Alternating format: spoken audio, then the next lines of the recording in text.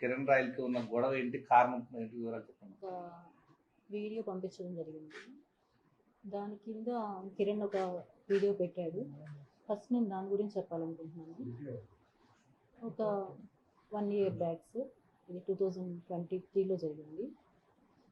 నేను హాస్పిటల్లో ఈరోజు ఎలా ఉన్నానో అలానే ఉన్నాగా, అతని మీద ఎక్కడ ఇష్యూ అవుతుందో అని చెప్పి అక్కడికి వచ్చి మా చిన్న అబ్బాయిని బెదిరించి కాళ్ళు పట్టుకొని, నా పొలిటికల్ లైఫ్ ఇది స్పాయిల్ అవుతుంది, నాకు ఇన్ని సంవత్సరాలు నా గోల్ స్పాయిల్ అవుతుంది, ఇప్పుడు మీరు ఇలా చేశారంటే అని చెప్పి ఒప్పించి నాకు అప్పుడు ఇమీడియట్గా 5 lakhs ఇస్తానని చెప్పి మొత్తం 30 lakhsకి ఇస్తానని చెప్పి ఒప్పందం చేశారు సార్.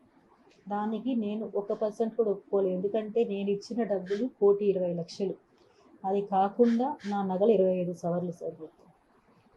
దీనికి నేను ఒప్పుకోలేదు. ఆ రోజు కూడా నా పిల్లలు వద్దమ్మా, ఇప్పటికి పోయిన పరువు చాలు, వద్దు, ఇక్కడికి ఆపేసే అన్నారు. కానీ ఆ తర్వాత కూడా అతను మమ్మల్ని బెదిరించడం కానివ్వండి, ఇవి ఏవీ తగ్గించలేదు.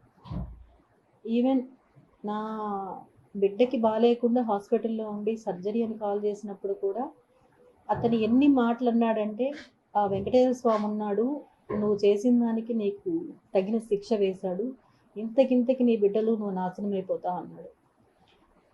ప్రతి ఒక్కటి ఇలానే అతను మాట్లాడడం, అతని వ్యవహారం. నాకు అతను ఎలా తెలుసు అంటే, మా అమ్మ వాళ్ళ ఇల్లు ఆంధ్ర కాలనీలో ఉంది సార్. దాని పక్కన అతను వచ్చి జాయిన్ అయ్యాడు ఇల్లు కట్టుకొని. నాకు అప్పటి నుంచి తెలుసు అతను. 2013 నుంచి తెలుసు. 2013 to 2016 మార్చ్ వరకు అతనికి నేను ఇచ్చిన డబ్బులు 25 లక్షలు. ఈ 25 లక్షలు నేను ఇచ్చాను అని చెప్పి మా ఆయనకి తెలుసు, మా అత్తమామలకు తెలుసు, అందరికీ తెలిసి గొడవలు అయ్యాయి, చాలా ఇష్యూస్ అయ్యాయి. అయినా అతను ఇస్తానని చెప్పి ఇవ్వకుండా చేసేశాడు. ఆ తర్వాత మా ఆయన ఎప్పుడైతే చనిపోయారో ఆ తర్వాత నేను పిల్లలు తిరుపతికి షిఫ్ట్ అవ్వాల్సి వచ్చింది. ఆ తర్వాత అతను మళ్ళీ కాంటాక్ట్లోకి వచ్చి ఈ అవసరం ఉంది, ఆ అవసరం ఉంది అని చెప్పి అతను అన్నాడు, ఆమెకు అంత డబ్బులు ఎక్కడి నుంచి వచ్చాయి అని. దానికి ప్రతి ఒక్కదానికి నా దగ్గర ప్రూఫ్ ఉంది సార్. ఎందుకంటే 1 ఎకరా భూమిని నేను వెంచర్ వేపించి సేల్ చేయించాను. ఇందులో పిల్లలు నన్ను ఎన్నోసార్లు అబ్జెక్ట్ చేసినా కూడా, ఎందుకమ్మా అమ్ముతున్నావు అంటే, ప్రతిదానికి నేను వాళ్ళకి ఏదో కారణాలు చెప్పుకుంటూ అన్నీ అతనికి ఇచ్చాను. అతను మీరు అన్నట్టు ఇంతకుముందు నా వీడియో ఒకటి అతను రివీల్ చేశాడు. అది నాకు నేనే ఇచ్చిన వీడియో కాదు సార్. దాన్ని కూడా బెదిరించి ఇప్పించిన వీడియో అది. దానికి సాక్ష్యాలు కూడా నా దగ్గర ఉన్నాయి. అతను ఏ విధంగా అయితే నన్ను బెదిరించాడు, థ్రెటన్ చేశాడు అనేది ప్రతి ఒక్క సాక్ష్యం నా దగ్గర ఉంది.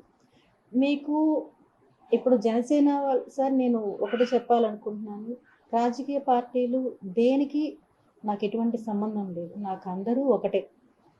కానీ అతని అండ నేను జనసేన లీడర్ని, నేను ఏం చేసినా చెల్లుతుంది అనే ఒక అహంకారం అతనిలో ఉంది. నేను ఈ విషయం మీ అందరూ కలిసి నాకు పర్మిషన్ ఇప్పించి పవన్ కళ్యాణ్ గారికి పంపించగలిగితే, నా దగ్గర ఉండే సాక్ష్యాలన్నీ కూడా నేను ఆయనకి చూపించి నాకు న్యాయం జరిగేలాగా నేను పోరాడతాను. ఈరోజు జరిగిన విషయం, నేను హాస్పిటల్ నుంచి ఇంటికి వచ్చిన వెంటనే మీడియాకి అది వైరల్ అయిన తర్వాత ఫోన్ చేసి మా చిన్న అబ్బాయికి ఎలా బెదిరిస్తున్నాడంటే, రా నిన్ను చంపేస్తాను నేను, ఎక్కడున్నా మీరు అని చెప్పి బెదిరిస్తున్నాడు. అసలు ఈ సొసైటీ అంతా కూడా సార్ నాకు ఎలా అనిపిస్తుందంటే, నేను మోసపోయాను సార్. నేను మోసపోయాను ఒకరిని నమ్మి. అలాంటి సిచ్యువేషన్ నుండి నా లైఫ్ నేను బతుక్కుంటున్నా కూడా అతను ఏదో ఒక విషయంలో నన్ను ఇబ్బంది పెడుతూనే ఉన్నాడు సార్. ఇంకా ఒక చిన్న ఎగ్జాంపుల్, ఉదాహరణ, అతని మాటలు వినిపించాలంటే నేను తప్పకుండా వినిపిస్తాను సార్. అతని మాటలు ఇది వినడానికి నా పిల్లలకి నేను ఇంతవరకు దీన్ని వినిపించలేదు సార్. ఎందుకంటే ఒక తల్లిని ఇంకొక అతను మాట్లాడితే ఏ పిల్లలు భరించలేరు. ఈ రోజు అవసరం కాబట్టి నేను వినిపించాల్సి వస్తుంది సార్.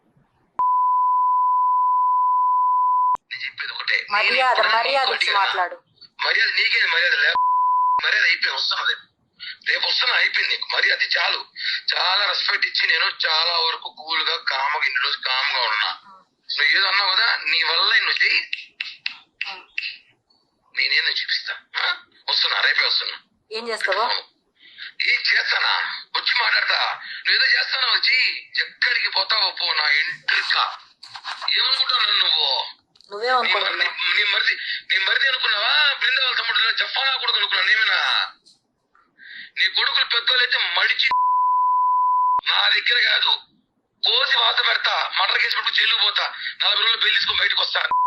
చాలా చూస్తాను ఇట్లాంటివి. ఇది ఒక చిన్న ఉదాహరణ మాత్రమే సార్, చిన్న ఉదాహరణ మాత్రమే. అతను నా ఆఫీస్కి వచ్చి నన్ను ఎలా బెదిరించాడు అంటే, ఇది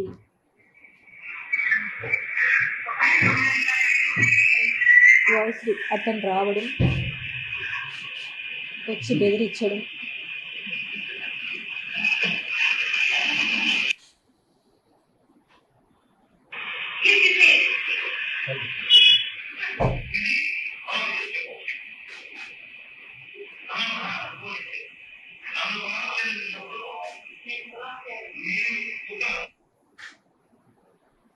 ఇలా ఒకటి కాదు సార్. ఇన్ని చేసినా కానీ నేను ఇన్ని ఇయర్స్ నేను కామ్గానే ఉన్నాను సార్. నేను ఈరోజు నా సిచ్యువేషన్ ఏమంటే, అతనికి నేను డబ్బులు ఇచ్చి నా పిల్లల భవిష్యత్తు నేను ఏమీ చేయలేకపోతున్నాను వాళ్ళకి. నేను నా డబ్బులు నాకు కావాలని పోరాటం చేస్తుంటే అతను బెదిరిస్తున్నాడు. దయచేసి అందరూ నాకు సాయం ఉండి నా డబ్బులు నాకు వచ్చేలాగా చేయండి సార్. Thank you.